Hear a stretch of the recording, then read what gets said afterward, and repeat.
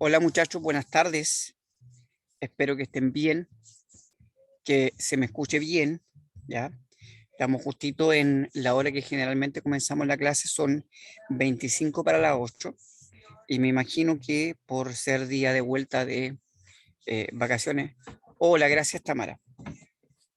Por ser día de vuelta de vacaciones que está un poquito lenta la vuelta de la asistencia, ¿ya? Em, de todos modos, por respeto a todos ustedes, voy a comenzar la clase en lo que estábamos viendo antes de esta semana de 18, que es argumentación. Si ustedes se recuerdan, estábamos viendo em, lo que era la estructura interna de la argumentación, vimos los elementos que componen la argumentación, como fue la tesis, la base, el respaldo y la garantía, ¿ya? Y nos habíamos quedado en revisar los tipos de argumentación, ¿ya? Así que hoy día vamos a avanzar con eso y, y vamos a retomar el ejercicio que dejamos pendiente, si ustedes recuerdan, de responder antes de salir de vacaciones, y que uno de sus compañeros me recordó al final de la clase anterior, em, y que yo no lo quise mostrar evidentemente porque teníamos que terminar la sesión hoy día, ¿ya? Y finalizado eso, que me quedan alrededor de 5 o 6 diapositivas para finalizar con esa primera parte, vamos a entrar a mirar los modos de razonamiento argumentativo, que es con lo que pretendo avanzar hoy día y cerrar durante la sesión. Eso es. Así que, sin más preámbulo, sin esperar más, ya son 24 para las 8 tengo yo. Voy a compartir la pantalla, ¿ya? Y, y vamos a comenzar con la clase de hoy día, ¿ya? Ahí está la diapositiva. Me imagino que ahora ustedes pueden mirar en pantalla, ¿ya? Donde nos quedamos la última sesión. A ver, yo no sé por qué no me muestra. Denme un segundito. Eh, Al parecer no se está viendo el PPT. A ver, probemos. Si es que se ve. No, está mal conectado. Denme un segundo, voy a volver a intentar. Eh, mm, mm, mm. Déjenme salir de acá. Voy a dejar de compartir un poco. Espérenme, porque el PPT al parecer no está funcionando de buen modo. Lo tengo que volver a abrir. Ya, a ver.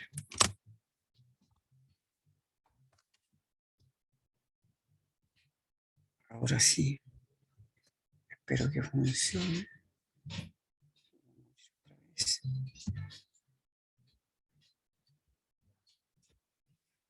Denme un segundito.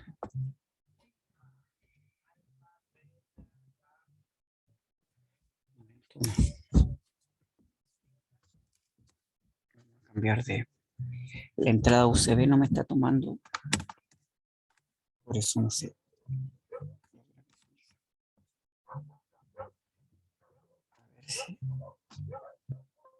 A ver si. Ahí sí, ahí sonó. Y estamos viendo. Ahora sí, ahora sí que sí. Lo vamos a colocar donde estábamos. Y vamos a compartir la pantalla nuevamente. Ya muchachos, ahora sí que sí. Ahí sí. Ahora me parece que sí se ve en pantalla. Y vamos a colocar ahí el PowerPoint. Ya muchachos, si ustedes se recuerdan, la semana anterior nosotros nos habíamos quedado aquí, en la estructura del discurso argumentativo, y habíamos quedado en este ejercicio. Si ustedes tienen buena memoria, la idea era identificar cuáles eran los elementos que componían este texto que yo les tengo puesto aquí en pantalla, y que funcionaba de la siguiente manera, ¿cierto? Aparecía ahí la tesis al final, donde decía empecemos por casa, conozcamos, valoremos y cuidemos lo que tenemos, que era una especie de imposición, de afirmación polémica respecto de el tema que habla el texto, ¿ya? Luego nos encontrábamos con la base, donde era el por qué en el fondo nosotros hacíamos esta afirmación, y era porque tenemos un país maravilloso con un patrimonio natural cada día más valorado a nivel mundial. Luego de eso veíamos que aparecía la garantía que decía, sin embargo, no lo advertimos porque, y ahí estaba el conector, ¿cierto? Argumentativo que nos introducía esta nueva fundamentación, porque vivimos preocupados de otras cosas y no nos damos el tiempo para dimensionar el daño a nuestro país y el planeta. Y finalmente nos encontrábamos con el respaldo, básicamente ahí donde se habla de los científicos que nos indican que estamos en un punto de quiebre que nos obliga a tomar medidas para frenar el grave deterioro ambiental. Entonces, yo les mostraba a partir de este ejemplo cómo funcionaba la estructura interna del texto argumentativo. Lo que yo les comentaba hace 2 semanas atrás es el famoso modelo de Toulmin y que debería ser el ideal que cualquier texto argumentativo debiese de tener. Repito que esta estructura es ideal, que no siempre se encuentra en el orden ideal, que es el de tesis, base, garantía, respaldo, como en este caso, en este texto que aparece en otro orden, y que incluso hay veces que aparece un elemento repetido y otro no aparece, o aparecen dos de los tres tipos de argumentos y así sucesivamente. La fórmula es variada y depende en el fondo de quien escribe. ¿Cuál es el trabajo nuestro? Es aprender a identificar cómo está ordenado el texto, cómo está estructurado. Eso es en primera instancia. ¿Ya? Hoy día entonces vamos a avanzar a lo siguiente, pues habiendo visto esa parte, donde veíamos esa estructura interna, vamos a ver que existen tipos de argumentación. ¿Ya? Entonces, frente a esto, nos encontramos con lo siguiente. El primer tipo de argumentación tiene que ver según su modalidad. ¿Qué quiere decir eso? De acuerdo a... ¿Hay alguien habló? ¿Alguna pregunta? No, parece que no. Ya. Entonces, de acuerdo a esto, nos encontramos primero según su modalidad. Y la primera es la modalidad de argumentación lógico-racional, que implica eso, que evidentemente que todos los argumentos que se eligen para sustentar la tesis son de un corte racional, desligado de la emocionalidad y que tiene una lógica que lo explica. ¿Ya? Ahí vamos a ver algunos ejemplos y sobre todo cuando veamos los modos de razonamiento en un ratito más, lo van a entender de manera más clara aquellos que no lo tengan claro y aquellos que a lo mejor lo han visto antes lo van a recordar. ¿Ya?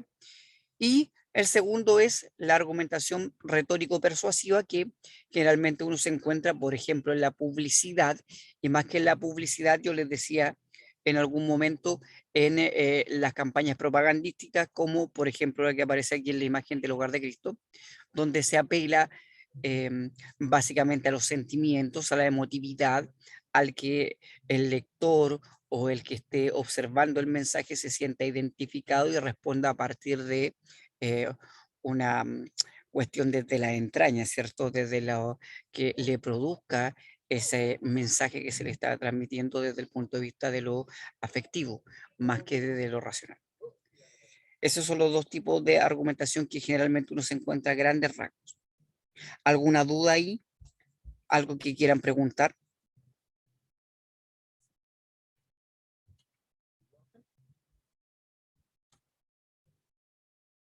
¿No? A ver, ahí me aparece. Ah, ¿cómo era la 1? La lógica o racional.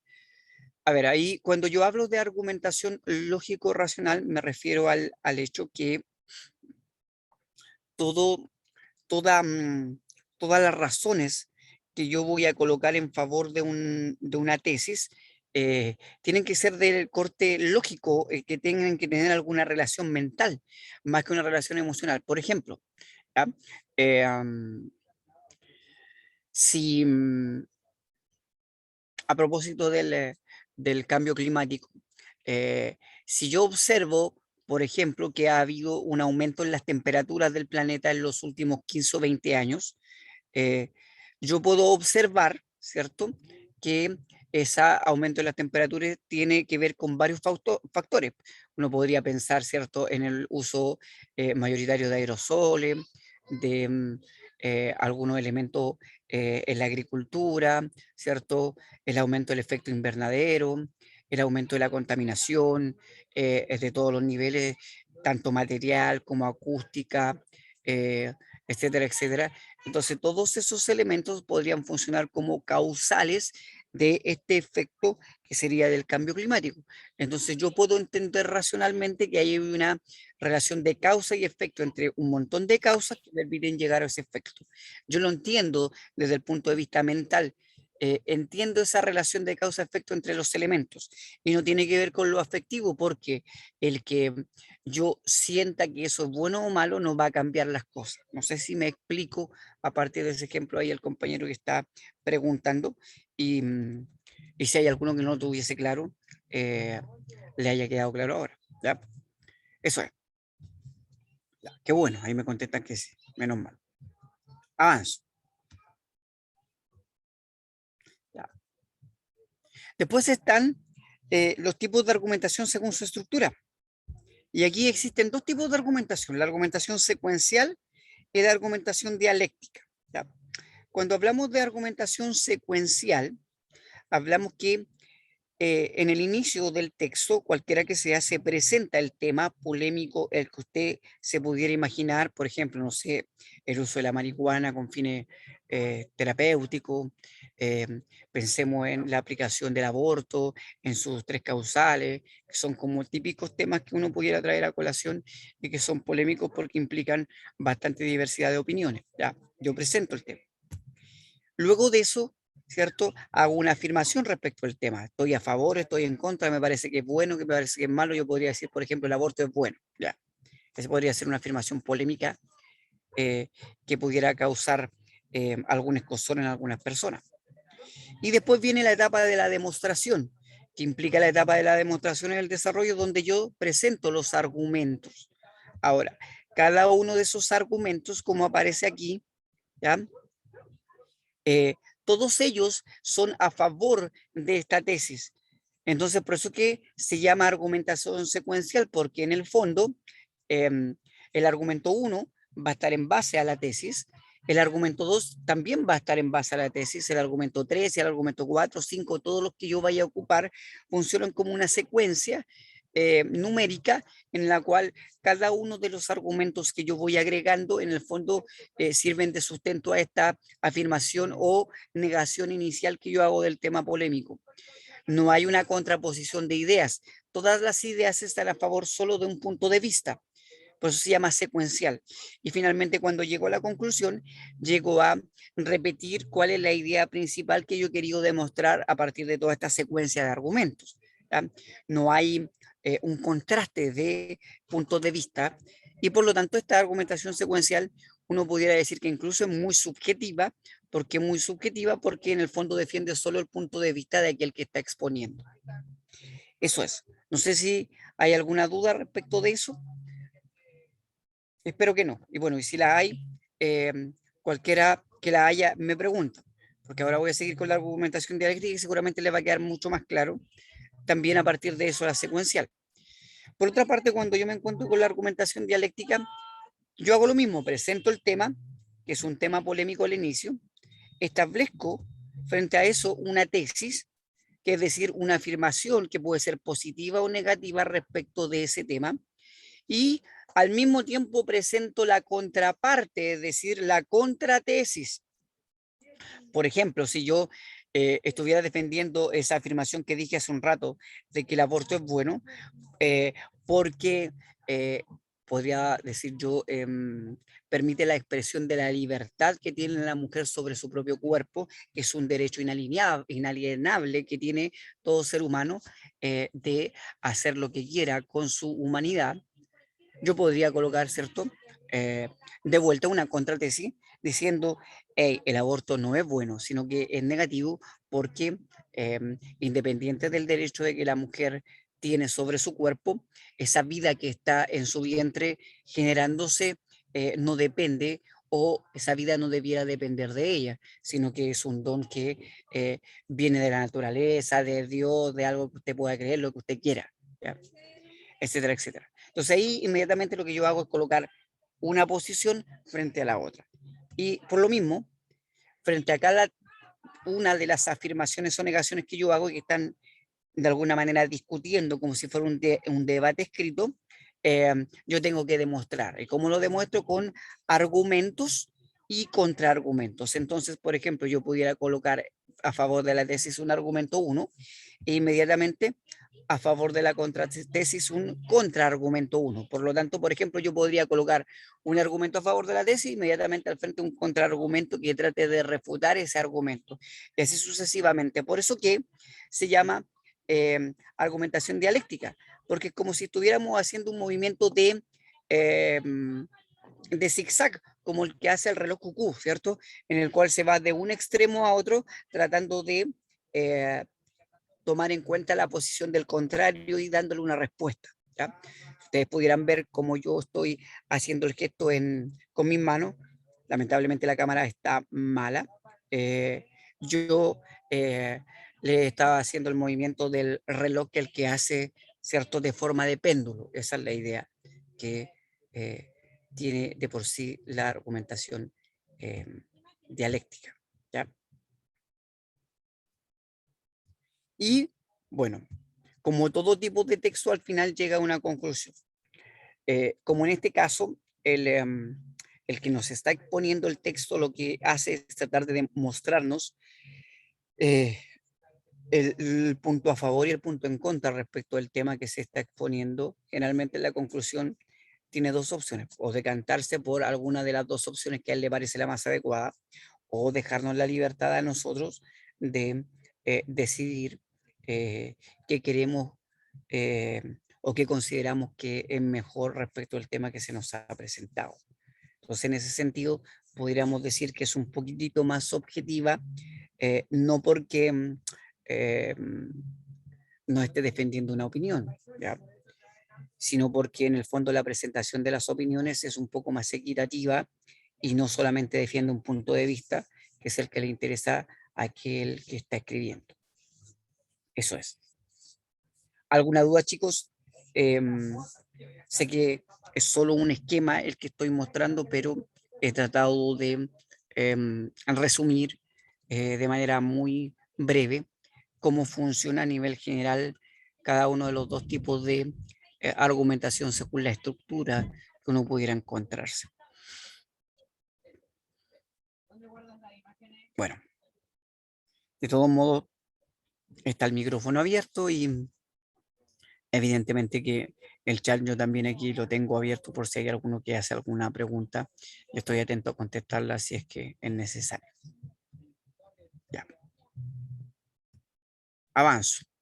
Ahora, junto con esto que hemos trabajado, eh, esta estructura interna que ya dije, tesis, base, respaldo, garantía, y los tipos de argumentación, tanto por la modalidad y la estructura, nos encontramos con ciertos recursos que utiliza la argumentación.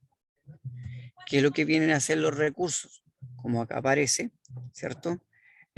Yo me encuentro con recursos verbales y no verbales. ¿Qué implica eso? Que, por ejemplo, es muy típico encontrarse en textos argumentativos escritos el uso de sustantivos abstractos, eh, como por ejemplo la justicia, ¿verdad? Eh, ese es un sustantivo abstracto porque si bien está nombrando un elemento, eh, la justicia nosotros no la vemos caminando por la calle, no tiene un referente físico, es un concepto, es una idea, ¿ya? Por eso hablamos de una abstracción, ¿ya? ¿Qué más? El uso frecuente de tecnicismos, en la medida en que yo requiero eh, ser más específico y detallado en la exposición de mis argumentos, voy a tener que recurrir a un lenguaje más técnico dependiendo del área en la cual yo me esté explayando. Por ejemplo, si yo voy a hablar sobre el valor ético de la vida frente a el tema del aborto, que es el que yo he estado dando de ejemplo todo este rato, tendré que entrar en disquisiciones éticas complejas.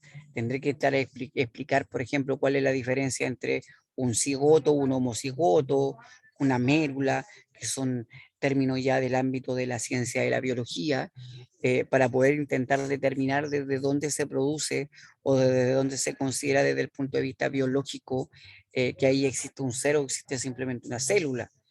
Desde el punto de vista ético tendré que a lo mejor hablar desde los valores y los principios, a lo mejor tendré que referirme a ciertos conceptos religiosos y ahí voy a tener que ocupar términos mucho más técnicos relacionados con ese ámbito, ¿ya? O desde la genética, como me dicen ahí por interno también, evidentemente. Entonces, es muy frecuente encontrarse en textos argumentativos como recurso el uso de palabras mucho más técnicas que tienen que ver con seguramente la especificación del tema que yo quiero demostrar y del cual yo quiero convencer a mi interlocutor. ¿Qué otra cosa me encuentro como recurso? Frases intercaladas que aclaran un postulado.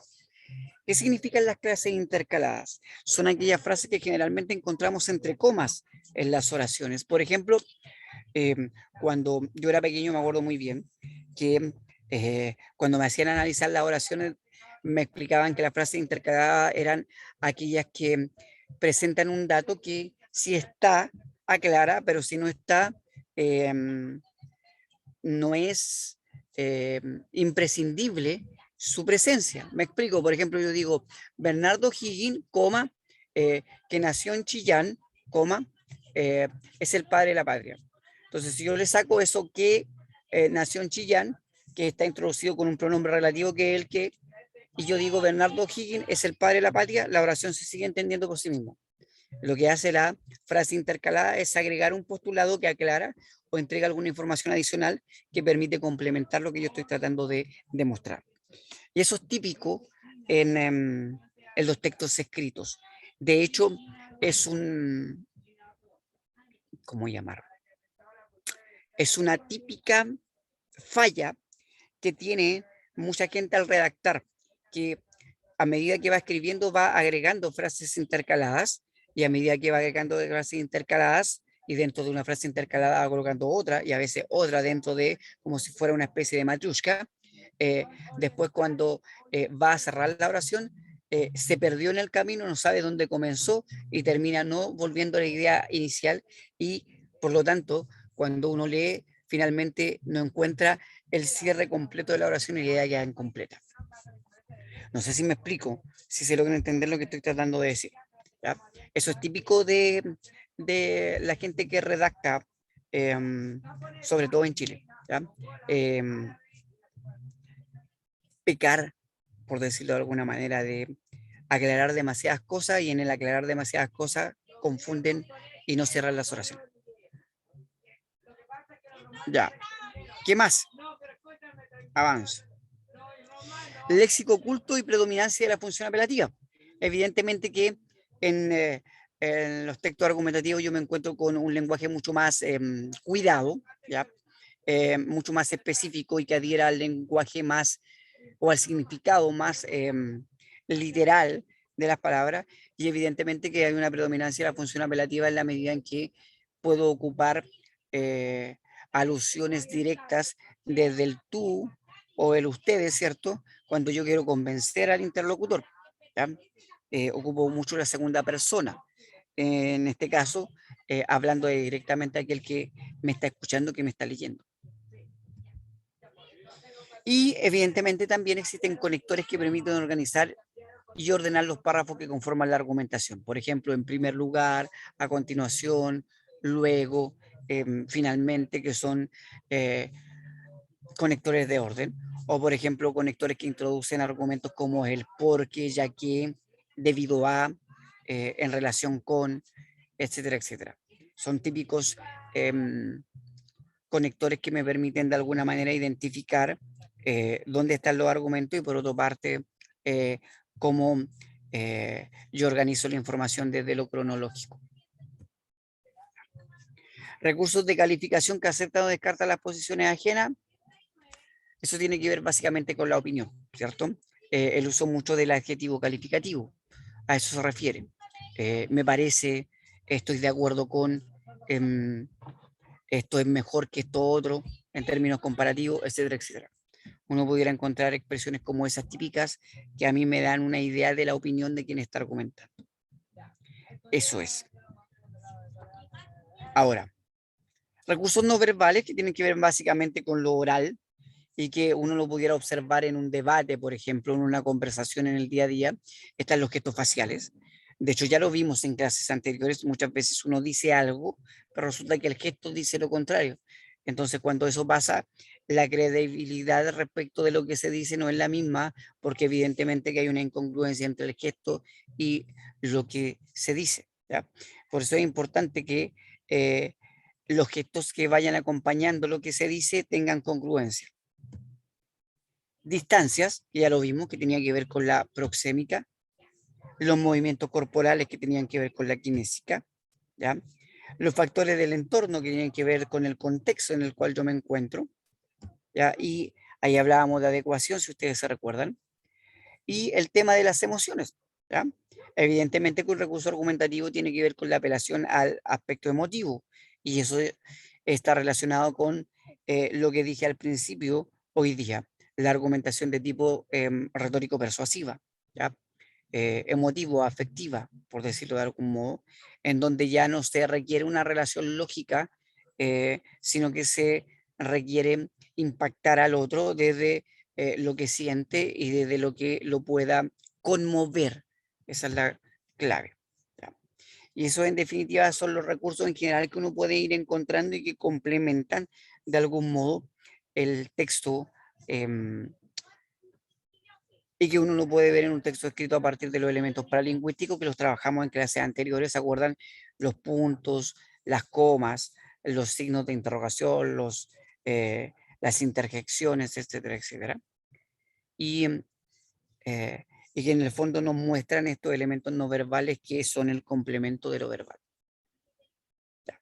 ¿Alguna duda hasta ahí? ¿Algo que quieran preguntar? Profesor, ¿cuáles eran los tipos de argumentos? Ya, los tipos de argumentos son de dos tipos a grandes rasgos. Son los lógico-racionales y los afectivo-persuasivos. Y ya los vamos a ver enseguida. ¿Ya? Eso es. ¿Alguna otra duda? Afectivo persuasivo el último, ¿cierto? Sí, afectivo-persuasivos. Sí, porque en el fondo, bueno, esperemos un poquito y cuando te muestre los tipos de argumentos ahí te va a quedar un poco más claro.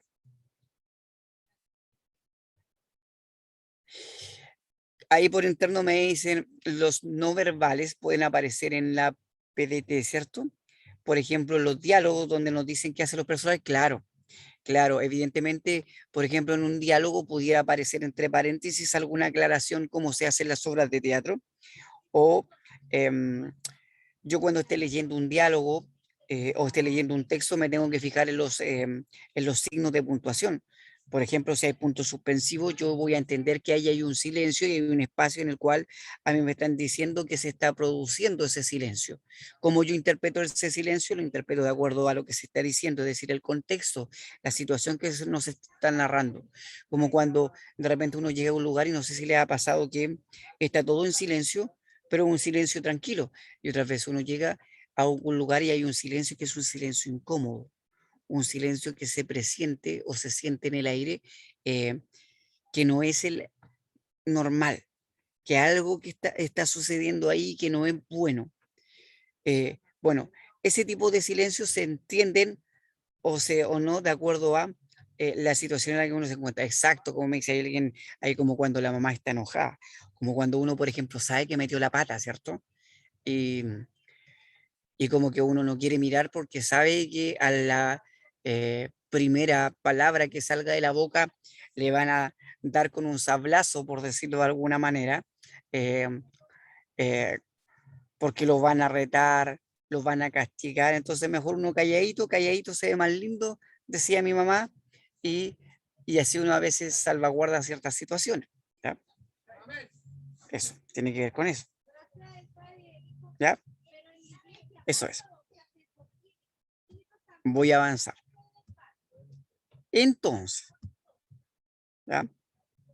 De acuerdo a esto, también uno se encuentra con formas grupales de comunicación oral donde uno puede encontrarse la argumentación y que difícilmente ustedes se los vayan a preguntar de manera de definición en la prueba, pero sí por lo menos ustedes deben tener una idea, ¿ya?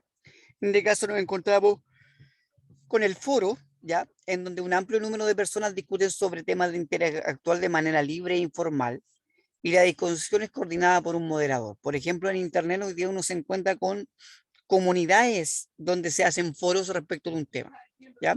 Y aparecen los famosos hilos, como los que uno se encuentra en Twitter. No sé si lo han visto, donde alguien propone un tema y la gente empieza a opinar y se produce una especie de seguidilla de mensajes donde hay una discusión, y frente a esa discusión a veces hay alguien que modera, y si hay alguien que dice un mensaje poco apropiado lo eliminan o automáticamente lo censuran.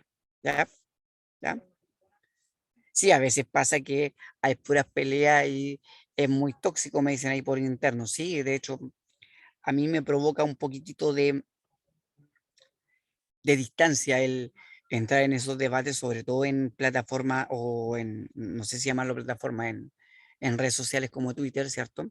Donde hoy día todos se creen grandes pensadores y a veces eh, descalifican al otro sin siquiera em, centrarse en el mensaje, sino a veces eh, porque no me parece lo que la postura que está apoyando, nada más.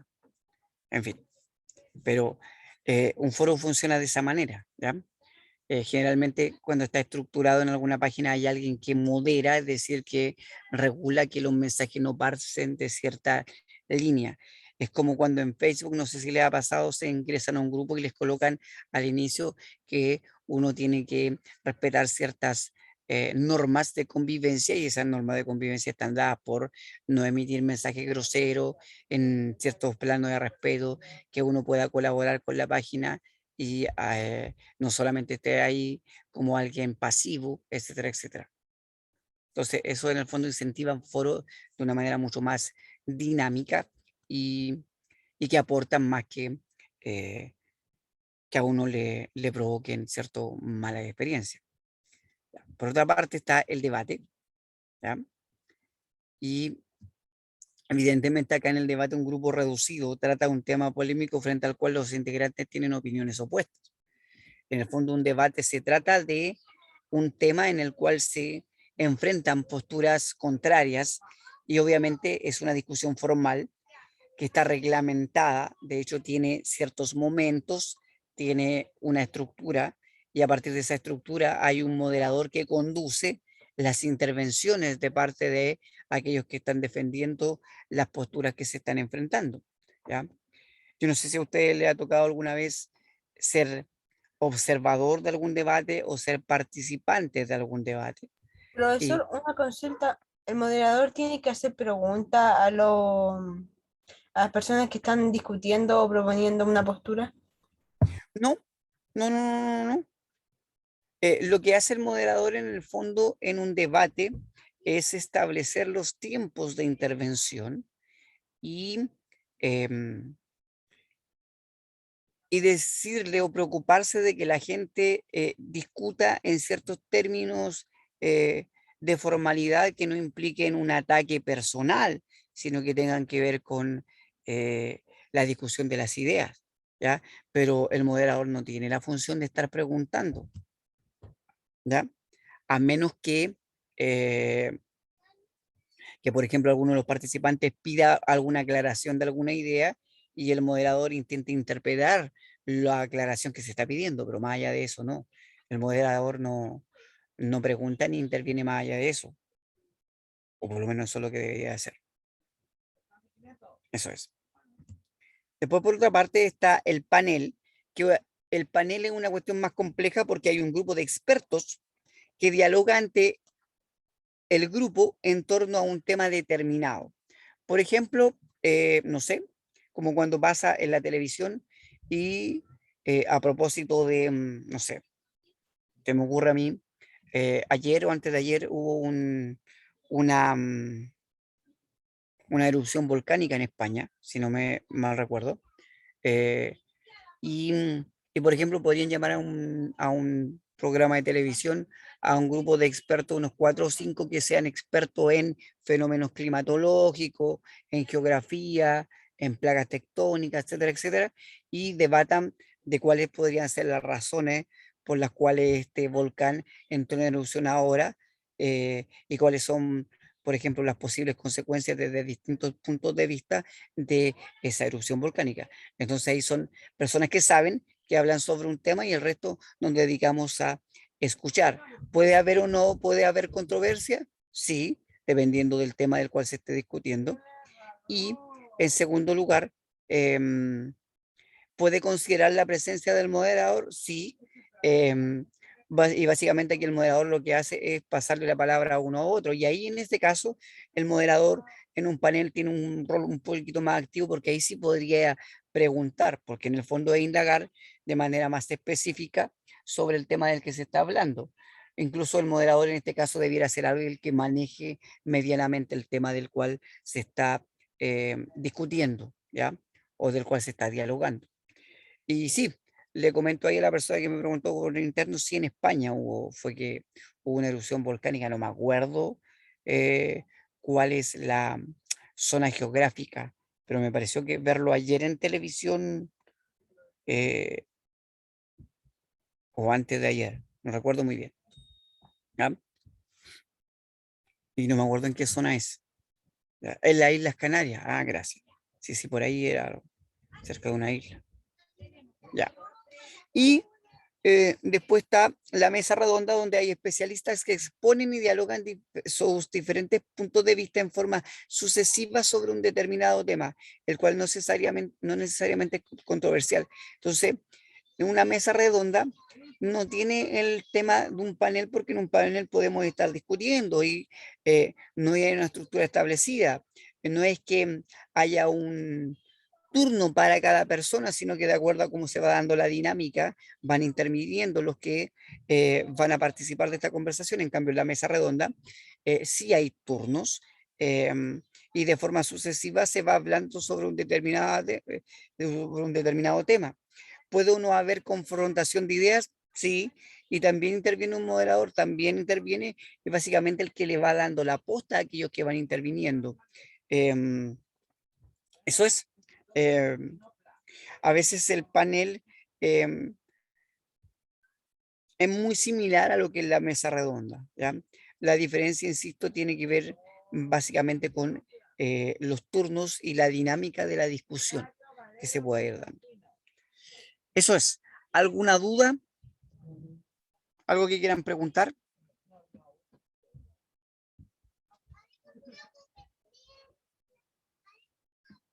¿No? A ver, ya todo Y claro, ¿no? profesor, y en los debates políticos, ¿ahí existe un moderador que más hace preguntas, esas cosas así? ¿O no? Claro, lo que pasa es que ahí en un debate político em, hay un moderador, como usted muy bien dice, y es que hay distintos formatos de debate.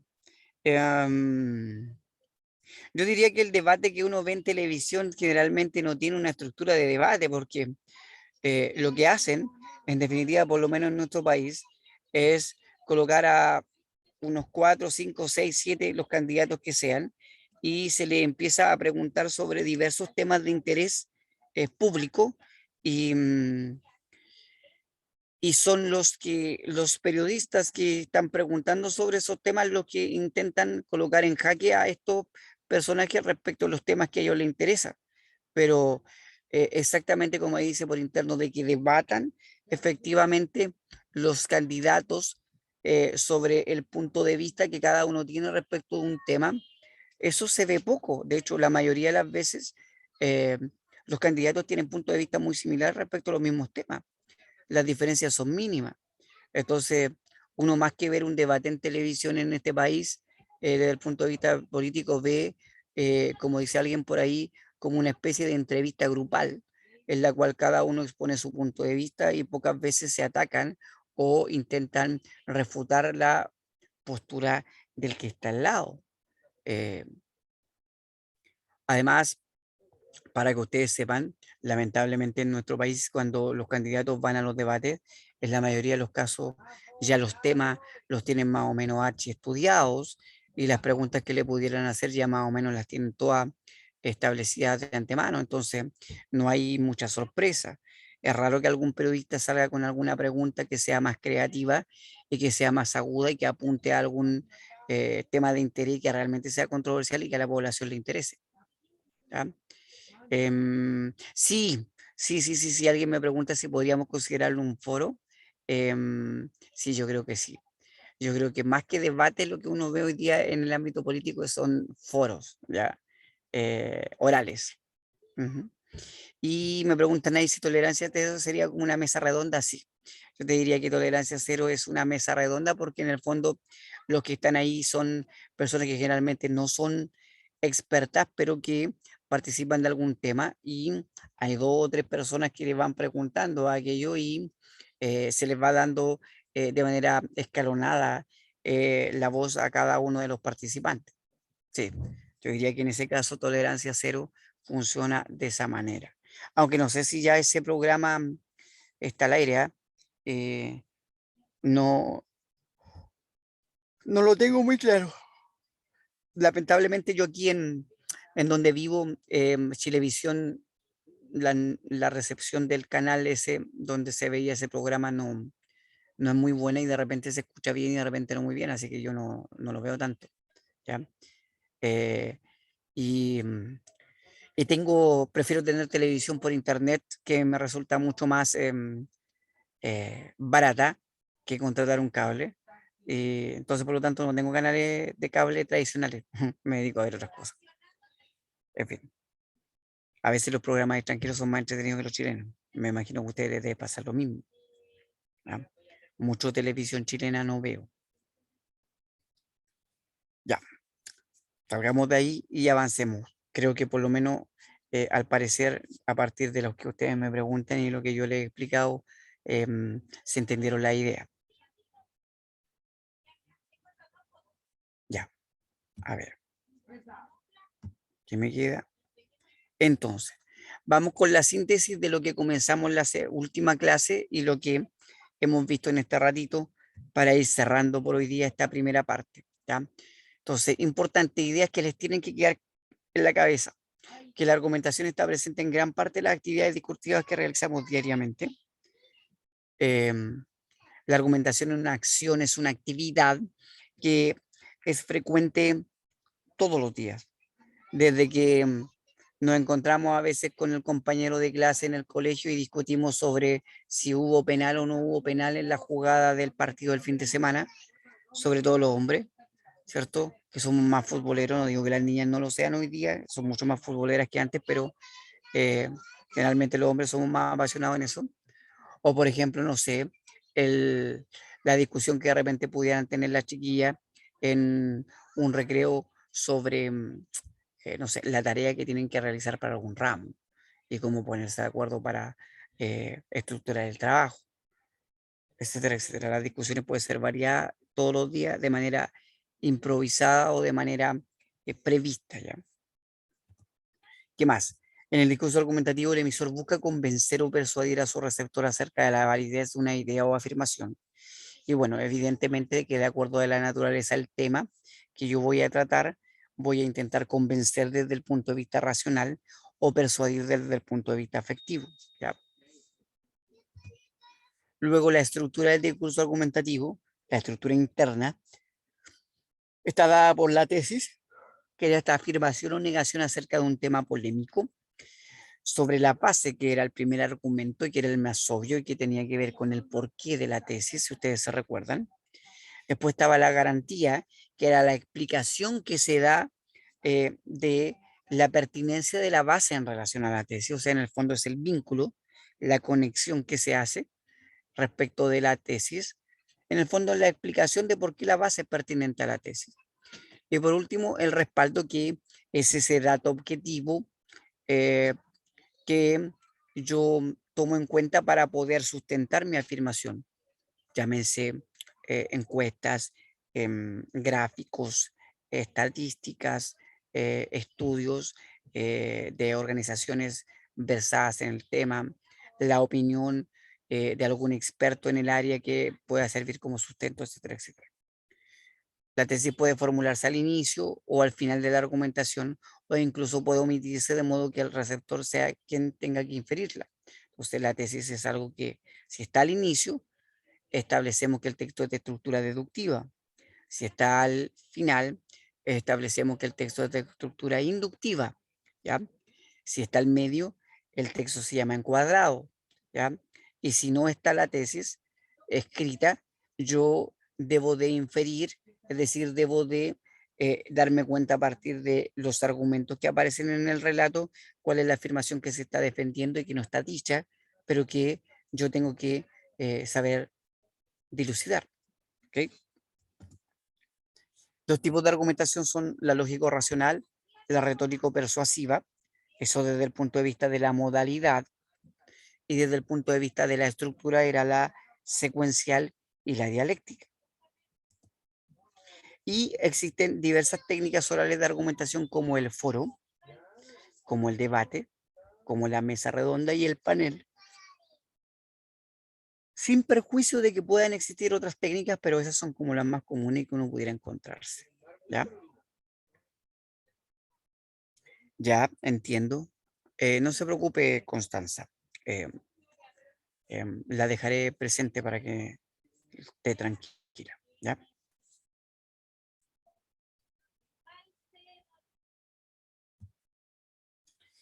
Ya. Entonces, ¿cómo estoy de hora? Creo que estoy perfecto. Todavía me quedan 40 minutos más o menos la mitad de la clase.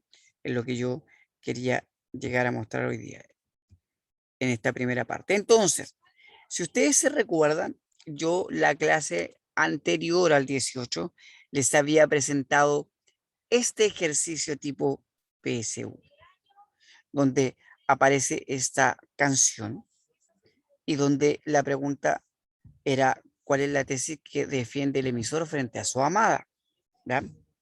Entonces el texto decía, porque blanca tu inocencia como tus sueños, es más triste y más doliente tu soledad, porque puede más la angustia cuando te mienten, que del brazo con otra me ven pasar. He querido convencerte de la verdad, pero tus amargos celos nada comprenden, y solo me respondes, es tarde ya. Yo no sé quién es la otra, si mi vida está en tu amor. ¿Dónde puede estar la otra si no en tu imaginación? Otra no existe ya para mí. Solo mi madre fue la otra y la perdí. He tenido muchas veces por compañera la santa gaucha mía que me dejó, y del brazo por la calle con qué alegría parecíamos novios riendo los dos. Cuando un día quedé, solo busqué en tu pecho el calor que me faltaba para vivir, y encontré tu amor querido, puro y sincero, que por amargos celos veo morir. ¿Ya? Tan tan, diría el tango, ¿cierto? Que se llama Con la otra, de Lito Bayardo, que es un autor de origen, me parece que es argentino, ya, bonaerense. Entonces, las respuestas que podrían haber sido serían la A, B, C, D o E, que dicen A, ella lo abandonó, B, él nunca le fue infiel, C, la infidelidad se paga con angustia, D, la ausencia del amor provoca soledad, y E, ella lo amó como su madre. A ver, voy mirando aquí sus respuestas. La mayoría se está decantando por la letra B, ¿ya? Él nunca le fue infiel, ¿ok?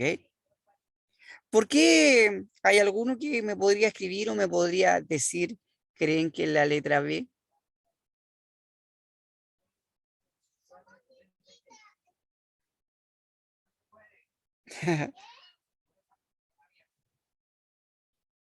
Bueno, ahí me está preguntando alguien si me puede destacar el texto. Destáquelo nomás, después lo borra, no hay problema.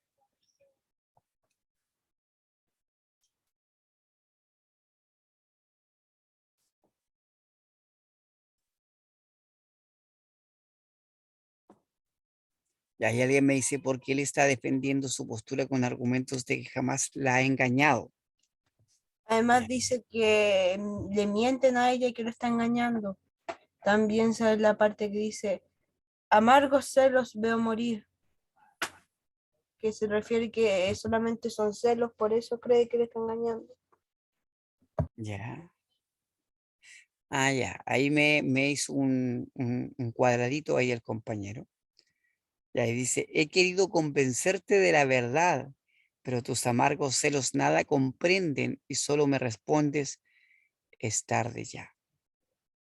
Yo no sé quién es la otra si mi vida está en tu amor. ¿Dónde puede estar la otra si no en tu imaginación?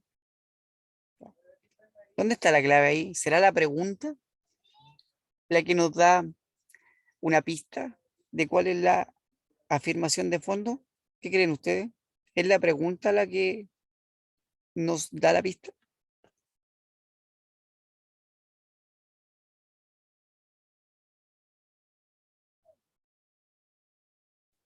Sí, me dice por ahí alguien por interno, ¿cierto? Ya. Veamos a ver si le apuntaron. ¿Cómo les fue? Bueno, la respuesta correcta, evidentemente que es la B, así que muy bien, le fue a la mayoría. No hubo nadie, por lo menos hoy día, de los que me contestó que haya contestado una respuesta distinta a la letra B. Así que felicitaciones, me alegro que le hayan apuntado y evidentemente que em, el texto habla de eso. De hecho, eh, después dice, otra no existe ya para mí, solo mi madre fue la otra y la perdí. O sea, lo que le está diciendo ahí él es que cuando él paseaba con otra persona, la única otra persona era cuando salía con su mamá del brazo, nada más. O sea, no hay otra mujer dueña de su amor excepto su madre y más encima la mamá ya se le murió. Ujú. Eso es. Muy bien, chiquillos. Súper. Por lo menos en esta primera parte lograron descubrir el resultado correcto de este ejercicio. Em, y que aunque ustedes no lo crean, no fue tan fácil, por lo menos en el modelo TEMRA que yo miré, que este es del año 2009. La mayoría de las respuestas no estuvo por el lado de la letra B. Em, la mayoría de las respuestas, no me acuerdo, me parece que era, em, se, se, se digregaba entre la letra A, que ella lo abandonó, ¿ya? Y me parece que la otra era que la infidelidad se paga con angustia, respondieron algunos por ahí. Ya, voy a salir de aquí, chan chan, déjenme dejar de compartir un poquitito y vamos a pasar a la segunda parte, donde les voy a mostrar lo que les dije que son los modelos de organización, perdón, los modos de razonamiento del texto argumentativo, que en el fondo aluden a la forma en que yo puedo presentar eh, la estructura eh, argumentativa ya de una manera más precisa. Entonces, denme un segundito. Voy a, em, ahora sí, voy a compartir de nuevo la pantalla. Ya tengo listo el PPT acá. Ahí está. Y me queda un poquitito más de media hora para ver si alcanzo por lo menos a mirar la primera parte. Como les decía en clases anteriores, me he ido bien lento en el sentido de preocuparme de que cada una de las explicaciones que yo les pueda dar respecto de esta materia sean las más precisas posibles y que ojalá no tengan ninguna duda, porque evidentemente que esta es una de las partes más fuertes de la prueba, el entender los textos argumentativos. Si ustedes manejan esto bien, seguramente su comprensión va a ser muy buena y van a poder responder de mejor manera en los ejercicios que les toque. Entonces vamos a esta segunda parte de la clase de hoy día, donde vamos a ver los modos de razonamiento y las falacias argumentativas que yo no creo que las vaya a alcanzar a ver hoy día, pero me conformo con ver por lo menos la primera parte en esta media hora que me diga. Entonces, avancemos. Resumen entonces, esquema de lo que acabamos de ver, ¿ya? Y que ahí para que ustedes lo tengan, si quieren de ahí le sacan una fotito, eh, que el discurso argumentativo tiene como finalidad siempre convencer al receptor sobre una idea determinada a través de razones o fundamentos. Eso es lo primordial. ¿Qué más? Se estructura en tesis, bases, garantías y respaldos. Que existen tipos de argumentación y vimos que según su modalidad estaba la lógico-racional y retórico-persuasiva, y según su estructura la secuencial y la dialéctica. ¿Ya? Hasta ahí. Y que existían formas orales, si ustedes recuerdan, que era el foro, el debate, la mesa redonda y se me olvidó uno en este momento, a ver que tiene buena memoria, ¿ya? Foro, debate, mesa redonda. ¿Y cuál era el otro? Ahí me escribió alguien muy atento. El panel. Muchas gracias. Excelente. El panel. Ahí estaban los cuadros. ¿Ya? Y después de eso terminamos viendo recursos que uno típicamente podía encontrar tanto de manera escrita como de manera oral, ¿cierto? Y que complementan la argumentación. Ya. Avanzo. ¿Ya? Supongo que ahí si alguien le sacó una foto o lo anotó, este gripita ya lo hizo ya, ¿cierto? Es algo muy sencillo que está propuesto acá para que ustedes lo mantengan ahí en su cabeza y no se le olvide. ¿Cuáles son los aprendizajes esperados entonces en esta segunda parte? Voy a tratar de caracterizar los modos de razonamiento argumentativo identificando sus rasgos diferenciadores. Luego, en segundo lugar, si me toma esta diapositiva que está un poco lenta, ahí sí, caracterizar las falacias más comunes identificando su relación con los modos de razonamiento argumentativo. Comprender y analizar textos argumentativos, ya que eso creo que lo vamos a ver ya en la siguiente sesión de manera mucho más eh, extensa. Y para partir, vamos a revisar este texto, a ver si jugamos un ratito y participan con este relato. ¿Ya? Lo voy a leer, déjenme ahí, estoy tratando de ver si puedo... Ay, se me fue para adelante, perdón. Ahí está. A ver, alguien me habló. Sí, sí puedo devolver la diapositiva. A ver, denme un segundo que me pidieron que volviera la diapo para atrás. ¿Los aprendizajes o más atrás de los aprendizajes? Listo, ya. Ok. Ya, entonces, vamos al ejercicio. Ojo, dice, nos hemos pasado la vida buscando modelos. Me acuerdo de la época todavía reciente en la que se hablaba del modelo yugoslavo, el modelo cubano, el modelo chino. Qué peligrosos modelos. Supongo que en la época de la independencia habremos pretendido seguir otros modelos, el de la Revolución Francesa o el del liberalismo a la inglesa. La sola mención del tema muestra su dificultad, su ambigüedad, su riesgo. Antes de la Segunda Guerra Mundial, había chilenos que pretendían imitar al conductor nazi ni más ni menos, y no falta algún excéntrico actual que insista en este camino. Yo quisiera que el país tuviera personalidad, autonomía y buscara soluciones propias, inteligentes, realistas, pero somos débiles en la elaboración de ideas nuestras. Casi se podría sostener que tenemos una vocación de sumisión intelectual. Observen ustedes sin ir más lejos a nuestros críticos literarios, campeones del lugar común, de las modas importadas, con muy raras notas originales. Jorge Edwards, Modelos, Diario La Segunda. Entonces, como un programa de televisión que aparecía antes, la pregunta dice así: ¿cuál de las siguientes afirmaciones es falsa con relación a la tesis del fragmento anterior? Entonces, pregunta, antes de entrar a mirar la alternativa, ¿cuál es la tesis del fragmento anterior? ¿Alguien me puede contestar? ¿Me puede escribir? ¿O me puede decir?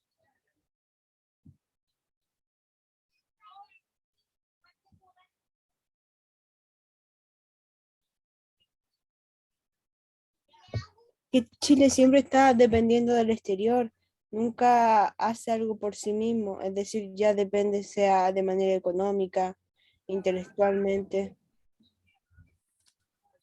Ya, ok.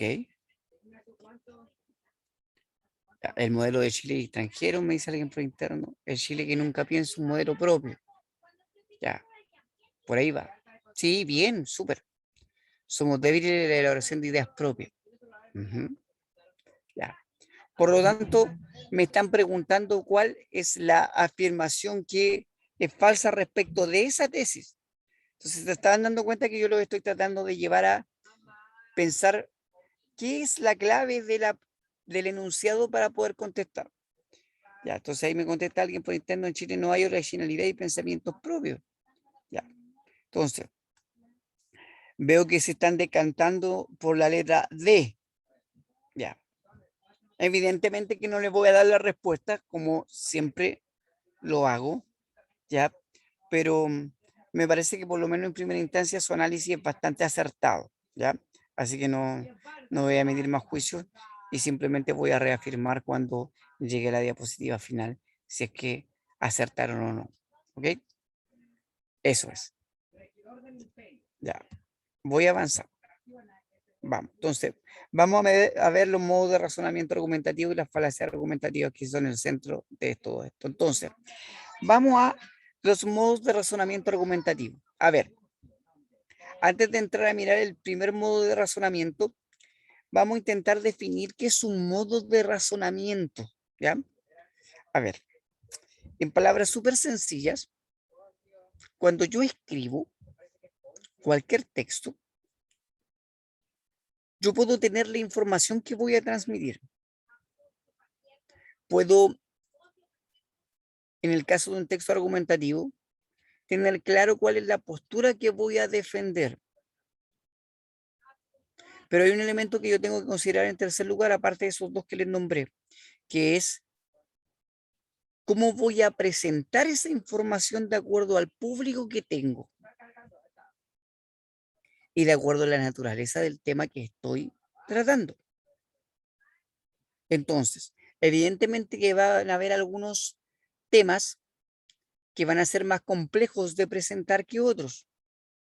Y en la medida que son más complejos de presentar que otros, yo voy a elegir alguna forma de ordenar esa información para que el lector o el que escuche pueda efectivamente convencerse de que mi postura es la correcta y que al mismo tiempo pueda entender de buena manera lo que yo le estoy tratando de transmitir.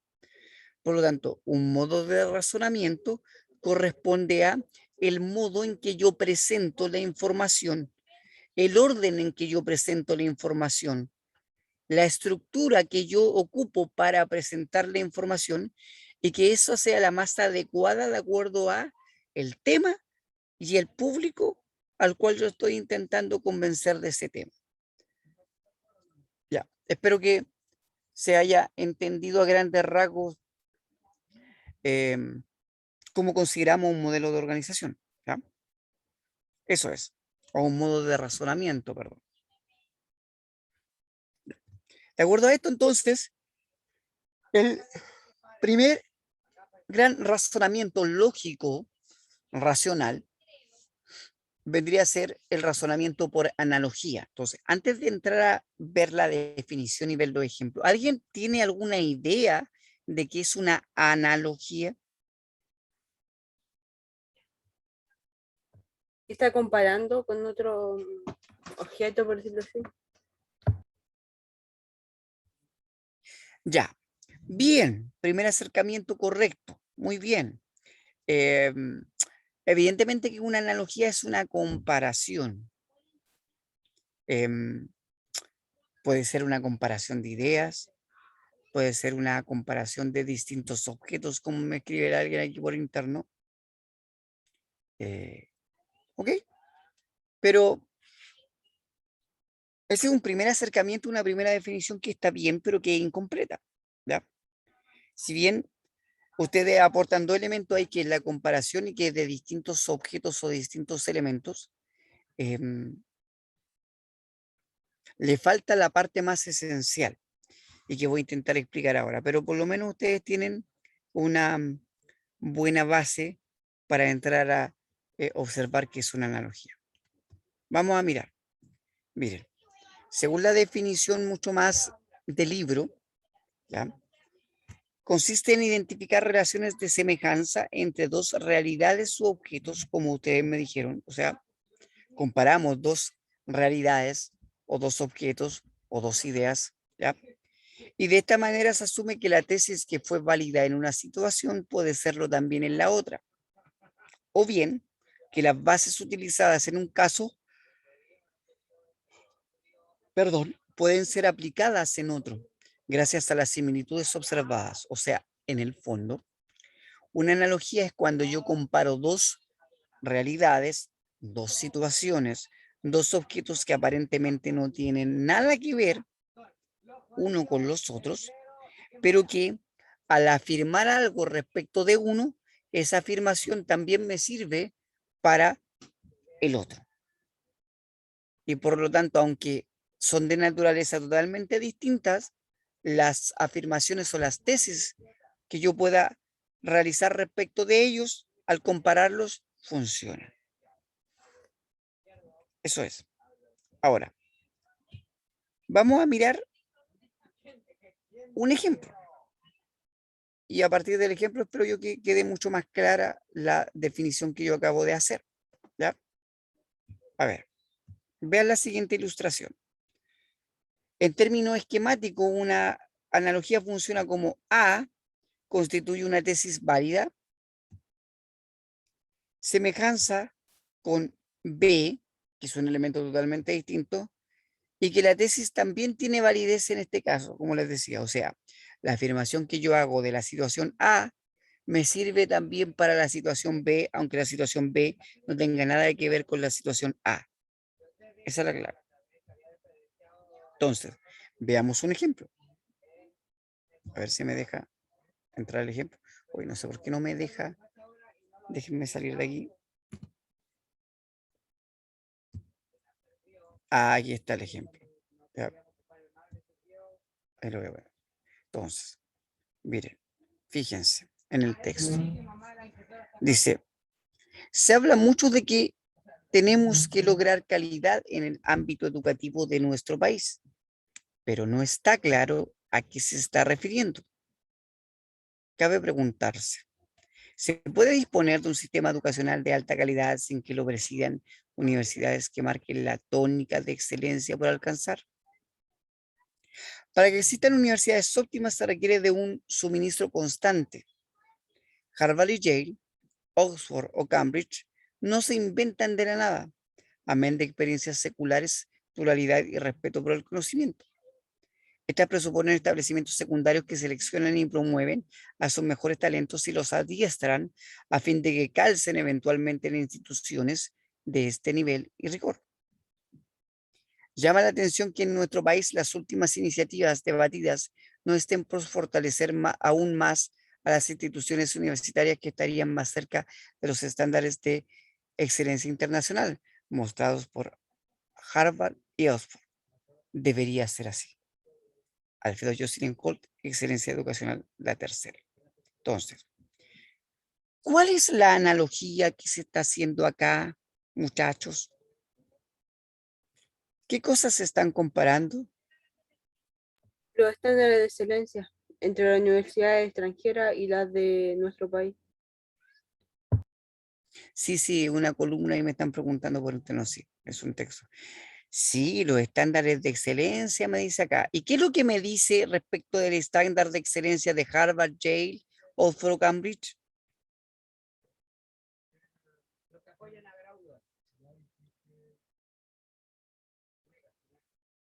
Que promueven los talentos de sus alumnos, que los guían y los llevan por un camino que saben que van a lograr aún mayores logros. Ujú. Ya, como me dice ahí alguien por interno, que no crean de la nada, que no se crean de la nada, requieren de la experiencia necesaria para lograr la excelencia, exactamente. Entonces, me está diciendo, miren, ¿saben qué? cuando yo miro la educación, esto me está diciendo Jocelyn Holt, que es un destacado estudioso de la educación en Chile. Si yo miro universidades extranjeras como Harvard y Yale, Oxford o Cambridge, que son universidades prestigiosas, ¿cierto?, a nivel mundial de la tradición británica, norteamericana, eh, su prestigio, su nivel, ¿cierto?, como decía ahí uno de sus compañeros hace un ratito, em, dependen de que han ido adquiriendo una experiencia en el tiempo. ¿Ya? Y después dice acá Jocelyn Holt, llama la atención que en nuestro país las últimas iniciativas debatidas no estén por fortalecer aún más a las instituciones universitarias que estarían más cerca de los estándares de excelencia internacional.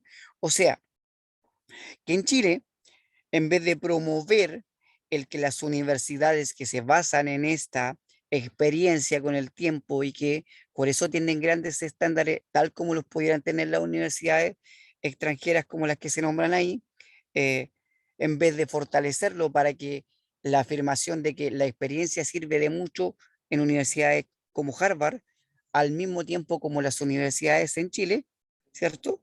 Si yo no reafirmo eso, evidentemente no se va a lograr. O sea, ¿qué nos está criticando Jocelyn Hall en esta columna? De que si yo comparo el sistema educacional británico y el chileno, ¿cierto? Y veo que en Harvard la experiencia es fundamental y en Chile los estudios muestran que eso también es fundamental, ¿cómo puede ser que las instituciones en Chile, en vez de apoyar eso, lo tiren para abajo? Chan, chan. ¿Se entendió, no?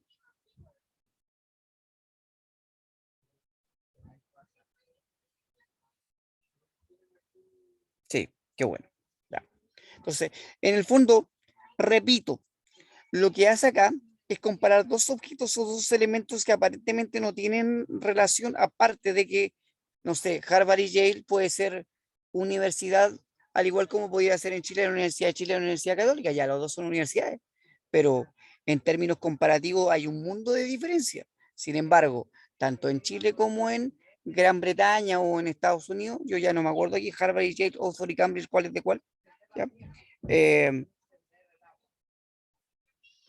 funcionan o tienen buenos estándares si es que consideran la experiencia que han ido acumulando en el tiempo. O sea, la misma afirmación sirve para dos, eh, dos situaciones o dos instituciones que son tan distintas culturalmente, pero que en eso se homologan.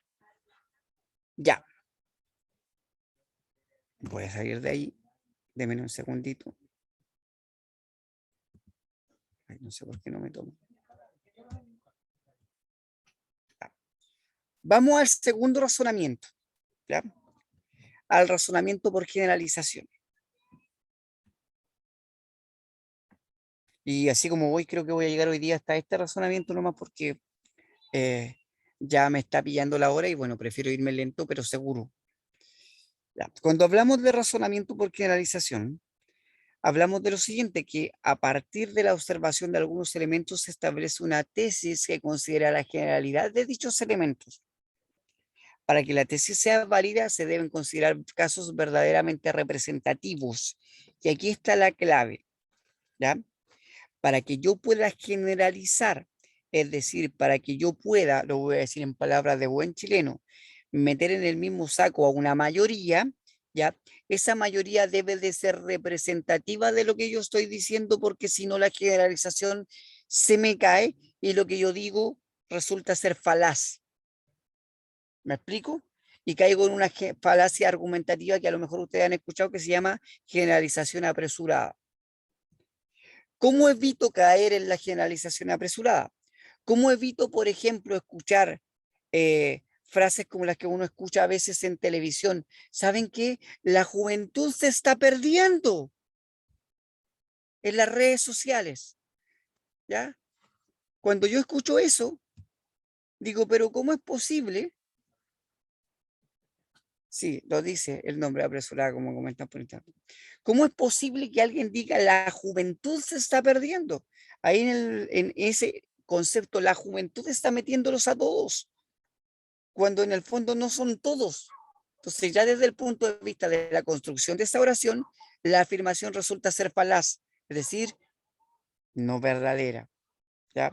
Errónea, ¿ya?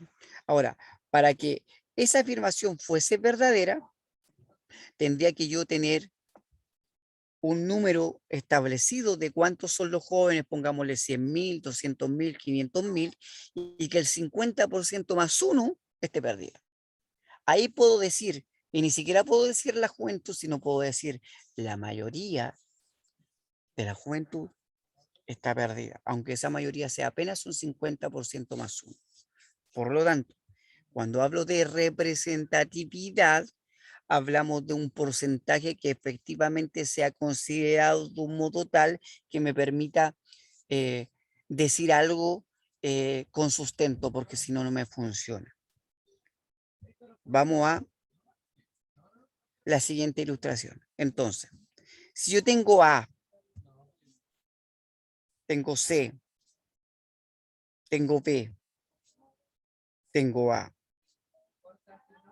tengo B de nuevo, tengo B otra vez, tengo B otra vez, ¿ya?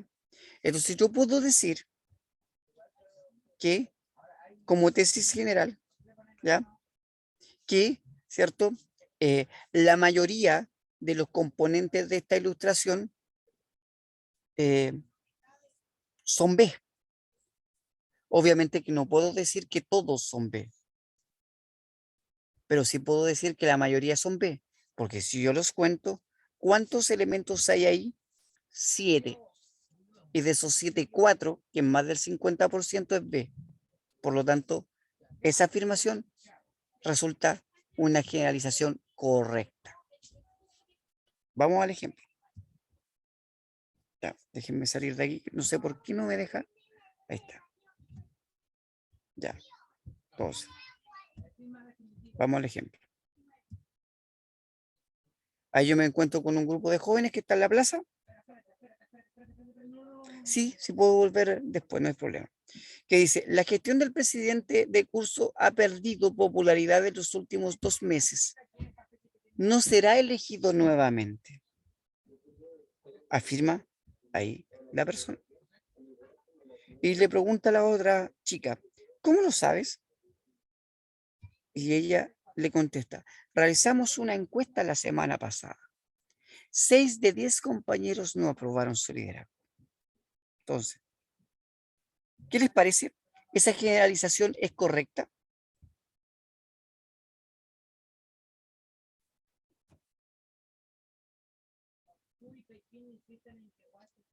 ¿Es correcta? Sí. ¿Por qué es correcta?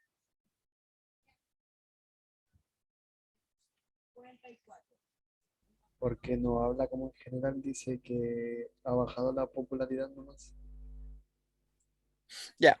Sí, primera cosa sí, porque en el modo en que lo dice no se está casando con una totalidad. Correcto. Pero aparte de eso, como dice alguien por aquí por interno, se basa en la estadística, en los datos duros. Ok, pero la clave de esas dos cosas que ustedes me están diciendo, tanto la que de la persona que me contestó oralmente como del que me está escribiendo internamente, es que ese dato duro es más del 50%. Cuando yo digo que 6 de 10 compañeros no aprobaron su liderazgo, estamos hablando que el 60% de la muestra está diciendo que ese personaje no lo está haciendo bien y por lo tanto yo puedo decir que la gestión del presidente de curso ha perdido popularidad en los últimos 2 meses y que no será elegido nuevamente. ¿Por qué puedo hacer esa afirmación? Porque la mayoría está mostrando que eso es lo que va a suceder. Si yo tuviera, por ejemplo, 5 y 5, yo no podría hacer la generalización. Y como en el caso de las personas no las puedo partir, no puedo decir, por ejemplo, el 51%, porque no hay, ¿ya? En este caso, a menos que fueran 51 de 100, ¿ya? ¿Cierto?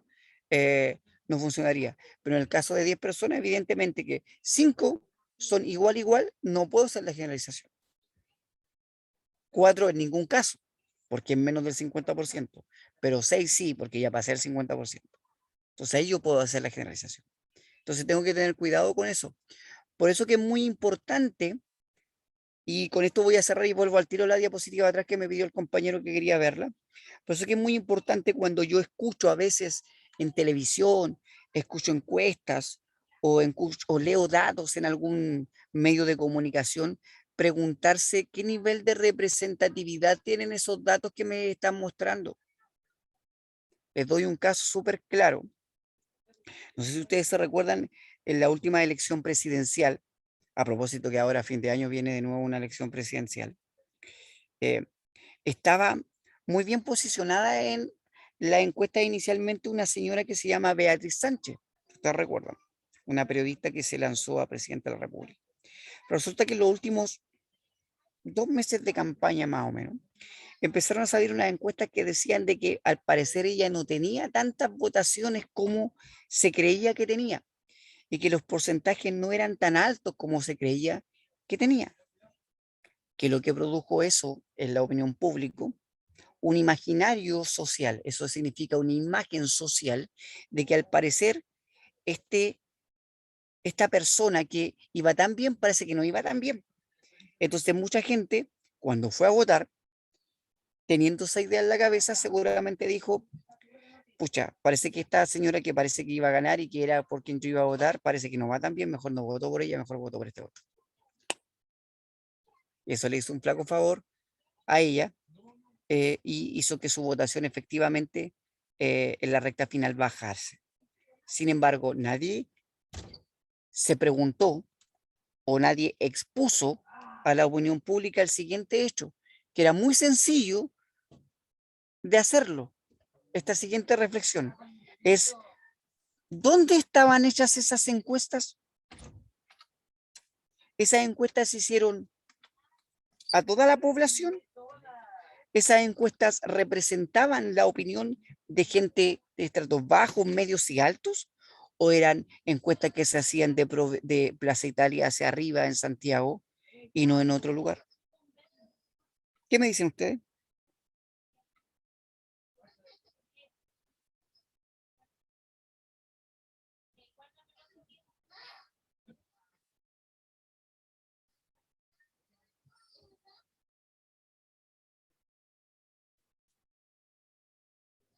No fueron muy representativas. Ese es el tema. Entonces, ¿qué es lo que pasa? Nosotros nos, nos quedamos con lo que nos dicen, escuchamos los números, asumimos que esa generalización está bien hecha porque nos las está transmitiendo un medio de comunicación, pero no cuestionamos la naturaleza de esa generalización. Es decir, no cuestionamos el fondo del dato y de dónde viene el dato para establecer si esa generalización tiene corrección semántica y tiene sustento argumentativo. Como no lo hicimos, y como evidentemente que los medios trabajan con ese ideario, ese imaginario social, como les decía, buscando un efecto que se logró por parte de, en este caso, de la derecha, eh, nosotros no nos damos cuenta y la mayoría de la población no se da cuenta. Por eso que es importante entender cómo funciona esto. Por eso es importante entender cómo se argumenta y cómo funciona la argumentación. Claro, la función de la estadística, como me dice alguien por interno, en este caso es generalizar, pero es generalizar desde una base eh, estadística correcta. Por eso que en la mayoría de los estudios ustedes les va a pasar, chicos, el próximo año cuando entren a la universidad y tengan que hacer trabajos ya mucho más serios, estudios, y el día de mañana alguna tesis o algún trabajo final de alguna carrera, les van a pedir hacer estudios de caso, les van a pedir investigación de campo, les van a pedir hacer encuestas y todos esos datos que ustedes recojan tienen que tener cierto porcentaje de representatividad, porque si no, todo lo que ustedes hagan se va a caer, porque en el fondo las generalizaciones que ustedes puedan producir a partir de sus investigaciones, si no tienen el sustento estadístico correcto, no son válidas. Y la comunidad científica en ese aspecto es mucho más em, detallista y se fija en eso, que no es lo que pasa con la mayoría de la gente, como nosotros en el día a día, que no entramos a cuestionar esos datos porque en realidad o no tenemos el conocimiento o simplemente no nos interesa o nos quedamos con lo que nos dicen. Eso es. Voy a volver a la diapositiva anterior que me pidió el compañero que quería observar. ¿Ya? Ahí, ¿cierto? Creo que era esa, la diapositiva que quería mirar, donde yo coloqué la ilustración con las B. Ya. Entonces, lo que yo les quiero mostrar acá, que independiente que esto obviamente es la materia que ustedes tienen que más o menos manejar, es que tienen que aprender a reconocer básicamente los textos si es que en algún momento les aparece, es que esto también es para la vida en la medida en que yo sea capaz, ya, ahí me dice listo, ningún problema. Voy a dejar de compartir pantalla. Entonces voy a salir de ahí. En la medida en que yo esto lo lleve al plano de la vida y sepa reconocerlo, ¿cierto? En, en distintos ámbitos significativos, evidentemente el conocimiento que yo le pueda transmitir a ustedes va a ser mucho más efectivo y no se les va a olvidar, ¿ya? Entonces, ahora cuando de repente, no sé, ustedes vean una encuesta o vean algo en televisión que les muestren en algún diario, en algún medio de comunicación y que tenga que ver con alguna generalización, ustedes, teniendo esto en claro, se lo van a poder cuestionar y van a lo mejor poder ver desde dónde están dados los datos y si realmente lo que se está diciendo tiene sustento o no sustento. Y ya desde ahí ya la visión cambia y van a poder ser estudiantes críticos, como se promulga que la educación chilena genere estudiantes críticos, pero para generar estudiantes críticos hay que darles las herramientas para que su crítica tenga sustento. O sea, decir algo que no me parece o estar en contra del sistema o de alguna idea está bien, pero si yo no tengo el sustento para sostener esas afirmaciones o esas críticas, se va a quedar ahí y no va a tener mucha más repercusión que a lo mejor una simple protesta que muchas veces nos pasa y que después uno siente que salió a reclamar o que dijo algo y que al final quedó en nada y siguen las cosas igual. ¿Por qué? Porque no tengo la base suficiente como para reclamar con el argumento de fondo que permita decir, oye, lo que yo estoy diciendo está avalado por esto que ustedes están mostrando que no es lo correcto. Eso es, chiquillos. Nada más que decir, son las 9:02 y no les quiero quitar más de su tiempo. Voy a sacar la fotografía respectiva, como siempre lo hago de la asistencia. Hoy día hubo bastante menos de los que tenía hasta antes del 18. Espero que la falta de asistencia, ahí está, ya le saqué la fotografía, obedezca, y ahí está la segunda fotografía, le voy a sacar la otra.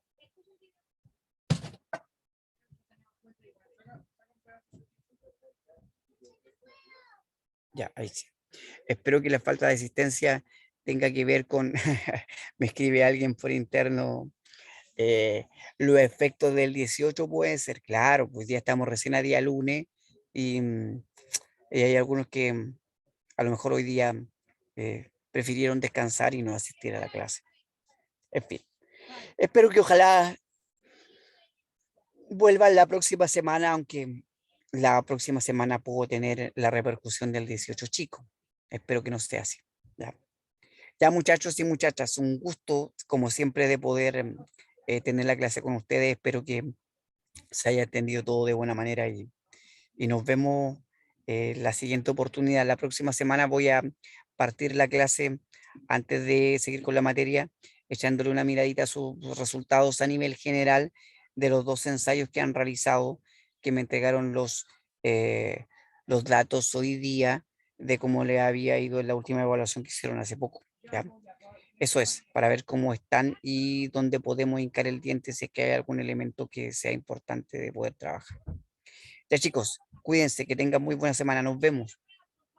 Chao, chao. Nos vemos. Que estén muy bien. Chao, profe. Chao, chao. Que les vaya muy bien. Que tengan buena semana. Adiós.